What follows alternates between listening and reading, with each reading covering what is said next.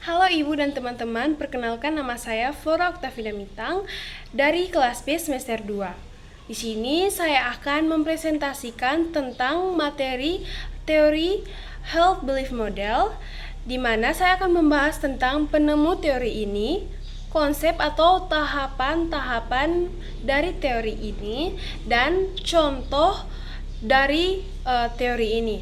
Selanjutnya, kita akan masuk ke dalam materi. Jadi, teori Health Belief Model pertama kali dikembangkan oleh para peneliti yang berasal dari US Public Health Service pada tahun 1950, di mana mereka terinspirasi dari studi mengenai alasan orang melakukan pemeriksaan sinar X untuk tuberkulosis.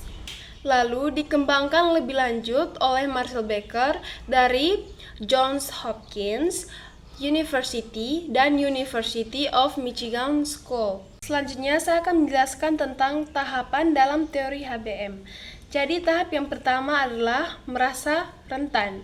Seseorang akan mulai mempertimbangkan untuk menjaga kesehatannya ketika ia merasa bahwa dirinya mungkin saja berisiko terkena penyakit, meskipun belum ada gejala yang dirasakan. Tahap yang kedua adalah menyadari bahaya atau keseriusannya. Kesadaran bahwa penyakit tersebut bisa menimbulkan dampak serius seperti menurunnya kualitas hidup, kehilangan pekerjaan, atau bahkan kematian akan mendorong seseorang untuk lebih waspada. Yang ketiga adalah manfaat. Ketika seseorang yakin bahwa melakukan tindakan tertentu seperti cek kesehatan atau menerapkan gaya hidup sehat dapat membantu mencegah atau mengurangi risiko penyakit, maka ia akan lebih termotivasi untuk bertindak. Lalu tahap yang keempat adalah hambatan. Jika orang tersebut merasa ada hambatan seperti biaya yang tinggi, waktu yang terbatas, rasa takut, atau ketidaknyamanan, maka keinginannya untuk bertindak bisa saja menurun. Tahap yang kelima adalah tergerak oleh pemicu. Seringkali seseorang baru memulai bertindak setelah mendapatkan pemicu atau dorongan dari luar, seperti adanya kampanye kesehatan, saran dari tenaga medis, pengalaman pribadi, atau melihat orang yang terdekat jatuh sakit. Tahap yang keenam adalah yakin bisa melakukannya atau kepercayaan diri. Kepercayaan diri bahwa ia mampu menjalankan tindakan tersebut dengan baik, seperti menjaga pola makan atau rutin berolahraga, menjadi faktor penting agar seseorang benar-benar melakukannya secara konsisten. Berikutnya saya akan memaparkan contoh penerapan teori HBM yang diambil dari jurnal yang berjudul Pendekatan Health Belief Model atau HBM untuk menganalisis kepatuhan pasien diabetes mellitus tipe 2 dalam menggunakan insulin. Langsung saja pada konsep yang pertama, yaitu kerentanan yang dirasakan. Kerentanan yang dirasakan adalah keyakinan pada diri seseorang terkait dengan kerentanan dirinya yang akan memberikan dampak pada kesehatan sehingga akan mendorong seseorang untuk perubahan pada perilaku yang lebih sehat. Hasil penelitian ini menunjukkan bahwa semakin individu merasakan kerentanan dirinya mengenai kesehatannya, maka semakin tinggi pula tingkat kepatuhan individu dalam menggunakan insulin dan mematuhi aturan yang dianjurkan oleh tenaga kesehatan. Hasil penelitian ini sesuai dengan konsep yang telah dikemukakan sebelumnya, bahwa seseorang akan bertindak jika merasakan dirinya rentan terhadap penyakit tertentu. Hubungan positif antara perceived susceptibility dengan kepatuhan menggunakan insulin dengan benar antara lain dipengaruhi oleh pengalaman pasien. Pengalaman memiliki peran penting yang akan membentuk persepsi seperti kognitif, kepribadian, dan budaya yang dimiliki oleh pasien. Kepatuhan pasien dalam mendekati penderita diabetes mellitus tipe 2 akan tumbuh ketika pasien merasa bahwa penyakit yang dideritanya akan menjadi lebih parah. Pada konsep yang kedua yaitu keparahan. Keparahan yang dirasakan atau perceived severity adalah keyakinan individu atas keparahan penyakit yang diderita. Selain itu, perceived severity juga dapat berasal dari keyakinan individu akan keparahan suatu penyakit, serta dampak dari penyakit yang diderita pada kehidupannya. Hasil penelitian menunjukkan bahwa ada hubungan antara keparahan yang dirasakan dengan kepatuhan pasien dalam menggunakan insulin yang benar. Hasil tersebut sesuai dengan konsep HBM yang menyatakan bahwa persepsi keparahan adalah kepercayaan individu terhadap keparahan penyakit yang dihadapi. Selanjutnya, pada konsep yang ketiga yaitu manfaat yang dirasakan atau perceived benefit, memiliki hubungan positif yang signifikan terhadap kepatuhan pasien dalam menggunakan insulin yang benar. Manfaat yang dirasakan oleh pasien setelah melakukan suatu tindakan pencegahan melalui pengobatan, maka pasien akan memiliki keyakinan jika melakukan pengobatan tersebut, penyakit diabetes mellitus yang dideritanya akan sembuh. Dengan demikian, pasien akan memiliki kepatuhan sebagai bentuk pencegahan terhadap penyakit diabetes mellitus yang dideritanya. Hal tersebut menunjukkan bahwa persepsi manfaat terhadap suatu pencegahan penyakit memiliki hubungan yang positif dengan kepatuhan pasien.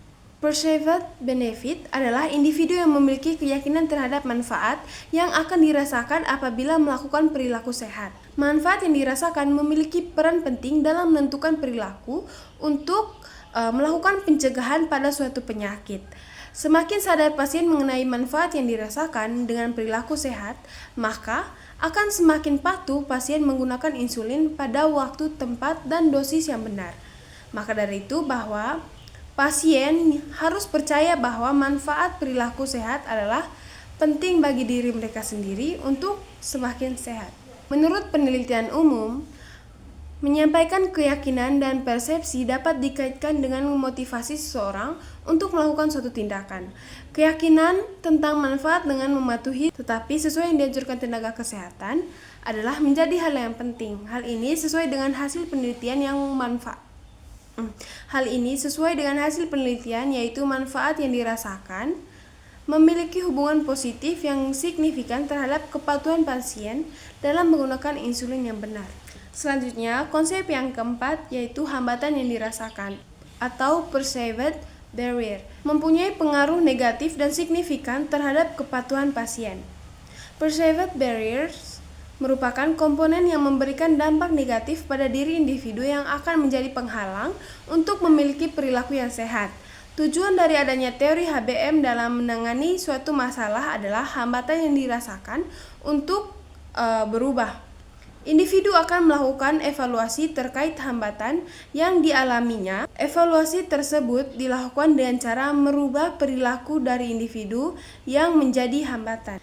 Hambatan yang dirasakan memiliki peran penting dalam menentukan perubahan perilaku pada individu. Pada dasarnya, setiap pasien, terutama pasien diabetes mellitus, memiliki hambatan dalam mematuhi penggunaan insulin, seperti halnya takut tentang jarum suntik dan tidak tahu cara menyuntikkan insulin yang benar. Hambatan-hambatan tersebut menjadikan pasien tidak patuh untuk menggunakan insulin dengan benar. Semakin banyak hambatan yang dirasakan pasien dalam mematuhi penggunaan insulin, maka ketidakpatuhan pasien dalam menggunakan insulin semakin tinggi. Begitu juga sebaliknya, pasien yang tidak memiliki hambatan dalam penggunaan insulin, maka mempermudah dirinya untuk mematuhi aturan yang diberikan tenaga kesehatan. Selanjutnya, yang kelima adalah kepercayaan diri yang dirasakan. Kepercayaan diri yang dirasakan mempunyai pengaruh positif dan signifikan terhadap kepatuhan pasien. Kepercayaan diri merupakan keyakinan yang dimiliki oleh individu yang mampu untuk menyuntikkan insulin yang benar apabila individu memiliki kepercayaan pada perubahan pada perilaku. Maka, hal tersebut sebagai manfaat yang dirasakannya. Adanya kepercayaan pada perilaku baru yang berasal dari manfaat yang dirasakan akan meningkatkan kepatuhan pasien. Keyakinan seseorang terhadap kesembuhan penyakit yang diderita akan memiliki motivasi untuk melakukan suatu tindakan. Keyakinan pasien terhadap dampak yang diperoleh dengan mematuhi terapi medikasi sesuai dengan anjuran medis yang menunjukkan positif. Hal tersebut membuktikan bahwa pasien penderita diabetes mellitus meyakini terdapat manfaat yang diperoleh kalau patuh dalam melakukan pengobatan dengan terapi insulin. Pasien dengan kepercayaan diri yang tinggi akan meningkatkan perawatan diri diabetes mellitus tipe 2.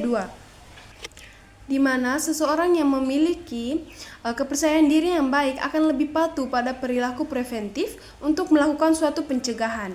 Pasien diabetes mellitus dengan perubahan perilaku diperlukan untuk mencapai tujuan manajemen diabetes mellitus seperti kadar gula dalam batas normal.